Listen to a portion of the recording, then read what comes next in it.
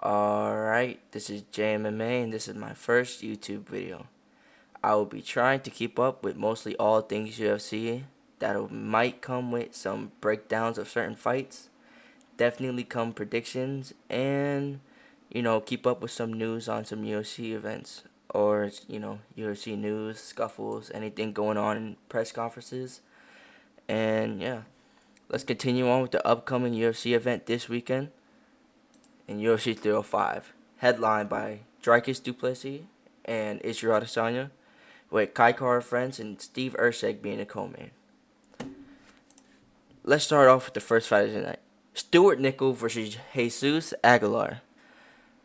Now, I'm not too fresh upon these fighters, but I have seen some things, and I have seen that Jesus Aguilar is a pretty explosive fighter when it comes to his fight style. Stuart Nickel, this is gonna be his first UFC debut, so we don't know how this is gonna be. It's gonna be an early prelim fight, the first fight of the night. They both stand pretty similar statures, I would say. Stuart Nickel having more of the advantage when it comes to this stuff, but again, it's flyweight. Sometimes you could be very stocky and it'll work for you. Sometimes the longer you are, the better it is for you. So really, I think this would be a very interesting matchup, and I think I'm going to go with Stuart Nickel by maybe decision, split decision. All right, next fight on the card: Song Kanon versus Ricky Glenn. Now, Song Kanon is a grappler, and Ricky Glenn is more of a striker. So this is going to be a very grappler versus striker face-off. But I'm not too big of fans of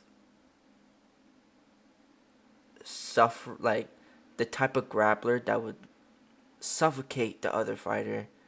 I'm more of a striker kind of guy when it comes to the UFC. So this might be a little bit biased of a prediction. I might want to see a knockout, so I'm gonna go Ricky Glenn by knockout round 2. They're both also coming off a loss, but I just feel like Ricky Glenn will take this. I feel like his striking will outmatch Song Kanon. And the lower you go in this type of division, the less the grappling skills are there. Let's be honest here. So I just feel like Ricky Glenn is going to put him out probably around the second round, maybe hurt him in the first. So let's move on to our next fight. Tom Nolan versus Alex Reyes. Now, I have no idea who these fighters are. But one thing I do know is that Tom Nolan is a minus 1,200 favorite, which is actually crazy to even see. He's a 6'3" lightweight with a Jalen Turner type build. You can see he's very long on the left. I don't know. He's coming off a loss, or he's coming off a win. He's 7-1, and he's going against a guy that's 4 inches shorter than him, coming off a loss.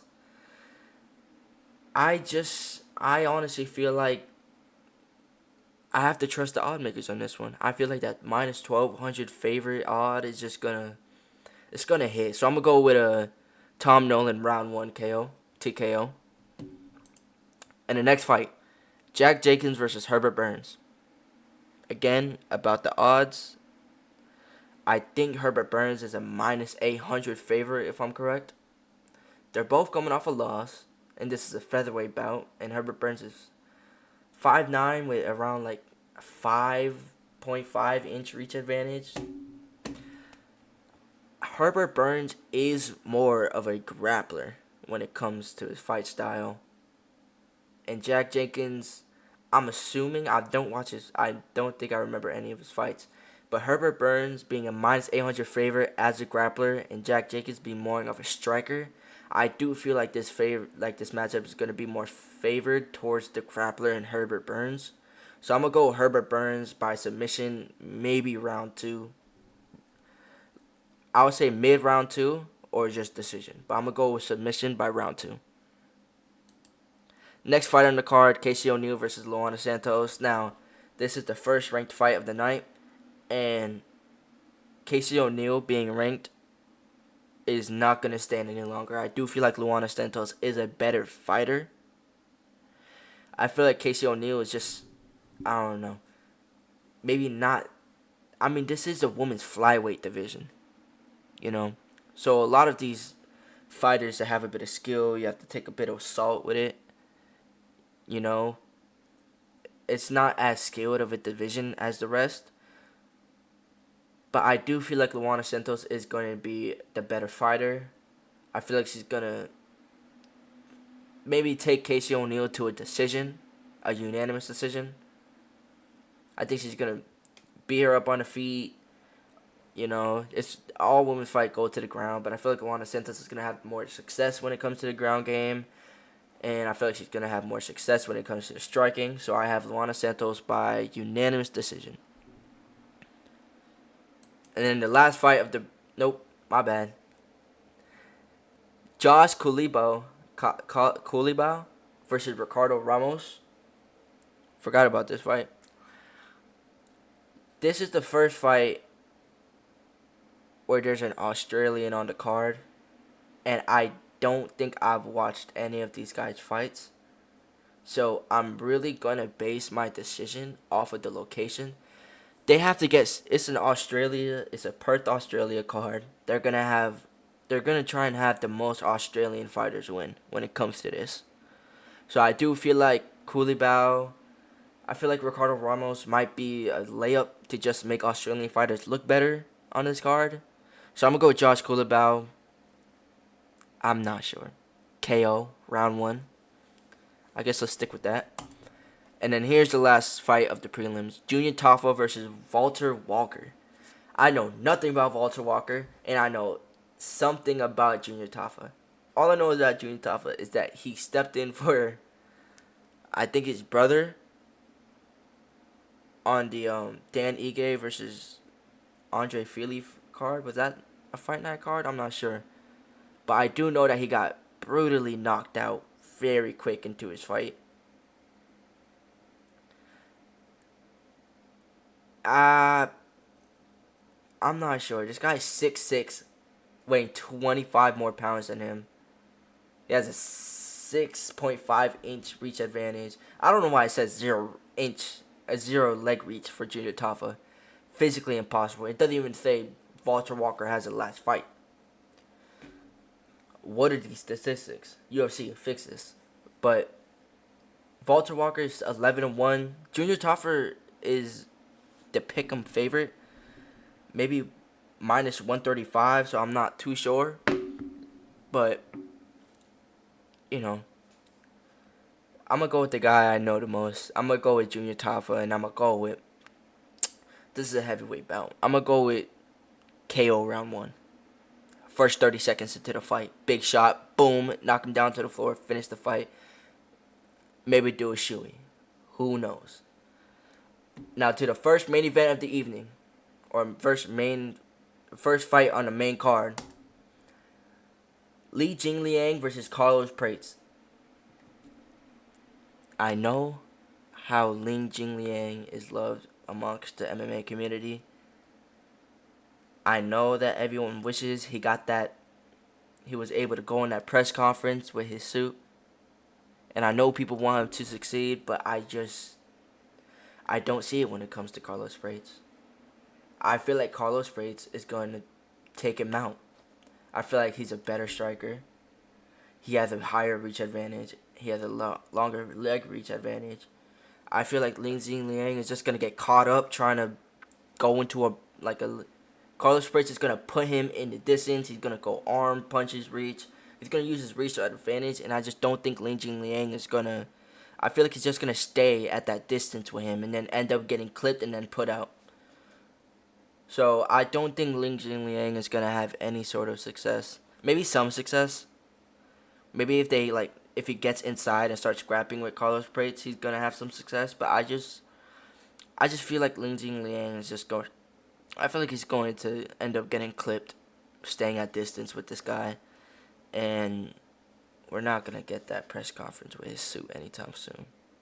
So as sad as that is, that's just a reality we have to accept.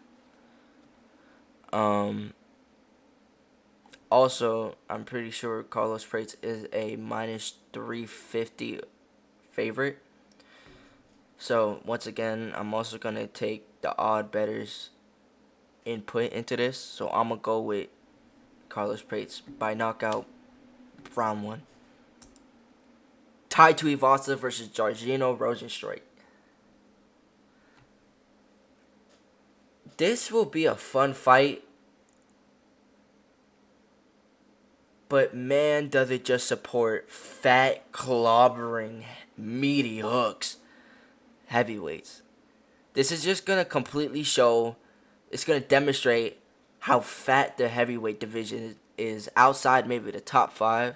And that how, and like, just has no skill, man. Tai Tuivasa has been on a massive losing streak lately. Meanwhile, Rosenstruik has been on a winning streak lately. He beat Shamil Gaziev by heart attack. As hilarious as that sounds, he won off of Shamil Gaziev not being able to even continue to fight because he couldn't see. That's how the heavyweight division is. Just a bunch of fat people outside the top 5 fighting against each other, just throwing big punches to see who knocks the other out first. And I feel like with the momentum that Rosenstruik is going right now, and at the decline that Tuivasa is going down right now, I just feel like Jorginho Rosenstruik is going to knock out Tuivasa in the first round. I think if this fight goes anywhere past the first round, or even the second round, both fighters would be too gassed, throwing out big hooks. It wouldn't end good. I'd say it'll be a fun fight in the first round, but once they start gassing out, I'll just start looking away. So I do think Rosenstruik is going to put out Tuivasa in the first round. I think he's going to put him out in the first 30 seconds. Honestly, I think he's going to put him out in the first 30 seconds. But I have Rosenstruik first round, KO, first 30 seconds. On to the next fight. On to the feature fight. Mateusz Gamrot versus Dan Hooker. Now, let me say this. Dan Hooker's coming off 2 back-to-back arm fractures. One he suffered against a brutal fight with Jalen Turner, which he barely managed to scrape off, and again injuring it in December. And so, you just have to think, he's a tough guy. He's getting pretty up there in age. I feel like he hasn't been as active as Gamrot had been. Gamrot is coming off a win against RDA, I'm pretty sure in 299, 298, one of those 2 cards. Although he did get knocked down in the first round by RDA, he very much won the rest of the fight. I feel like he's on a better trajectory in the lightweight division. I feel like Dan Hooker's on his way out. Not saying like out the sport, but like I feel like he's going to slowly go against, these up-and-comers.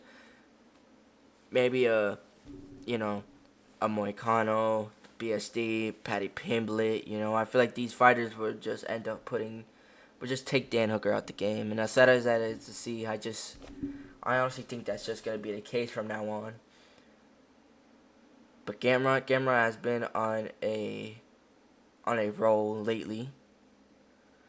I feel like with his momentum and his heavy reliance on grappling, which is something Dan Hooker's not too fond in, I feel like Gamrot's just going to take this. I feel like it's going to be this is a 3-round fight, so I do believe this is going to be unanimous decision. All 3 rounds go to Gamrot. It's going to end up being a pretty boring fight if I'm being honest here. So, I think this is not going to look too good on Dan Hooker. And I feel like this is going to look, okay on a resume of Gamrot. It's going to look good. Oh, he beat Dan Hooker. But I just feel like with his wrestling style, I feel like it's just going to make the fight boring. And anyone that remembers it being like, Gamrot's just a boring fighter that likes to take down people a lot. Not to mention his completely stupid win over Rafael Fiziev. I hated how he celebrated after that. I just don't like it that. But moving on to the co-main. Kai Kara France versus Steve Erceg. Now, Steve Erceg, he's my 3rd favorite fighter. I have a special connection with him. So this whole prediction right here is going to be completely biased towards Steve Erceg. First of all, both of these fighters coming off a loss. Kai Kara France hasn't fought in, like, I'm pretty sure in over a year. Meanwhile, Steve Erceg fought on a UFC 301 card, headlined it, and in my opinion, I strongly believe that he won that fight against Pantoja. I believe he won round maybe 3, 4, and 5 on that fight. He made Pantoja bleed in the fifth, and I feel like he did enough to win that round. I feel like he cut open Pantoja in the fourth round, and Pantoja did no damage to him in the third round. Or am I thinking of the? I might be wrong, but I'm just saying. I believe he won that fight, and I do believe he's gonna end up putting out Kai Kara France. I believe he's gonna knock out Kai Kara France in the first round by a nice crispy strike, and I feel like Steve Erceg, his striking is so much more better and faster than the rest of the flyweight division besides maybe Brandon Royval. I feel like that'll be a good fight, but I do think Steve Erceg will, in 1 to 2 years, end up being king of the flyweight division. I do think he's probably one of the most technically sound flyweights. He's good on the ground. He showed that against the best grappler in Pantoja, and he has shown that he's the best striker against Pantoja. So I do believe with his more creative striking, you know, his last fight being an arguable robbery. I think it was a robbery. So I feel like he's on a better momentum. I feel like Kara France has been inactive and he's been losing, like, maybe a robbery against Almir Albazi, but still, I just feel like Steve Erceg looked a lot better in Kara France in their last fight. So I am going with Steve Erceg to knock out Kara France in round 1. And moving on onto the main event of the evening. Dricus Du Plessis versus Israel Adesanya. Now listen. As much as I like Israel Adesanya's style, I do believe I want Dricus Du Plessis to win the most. I feel like from a story standpoint, this would make so much more sense and it would feel a lot better.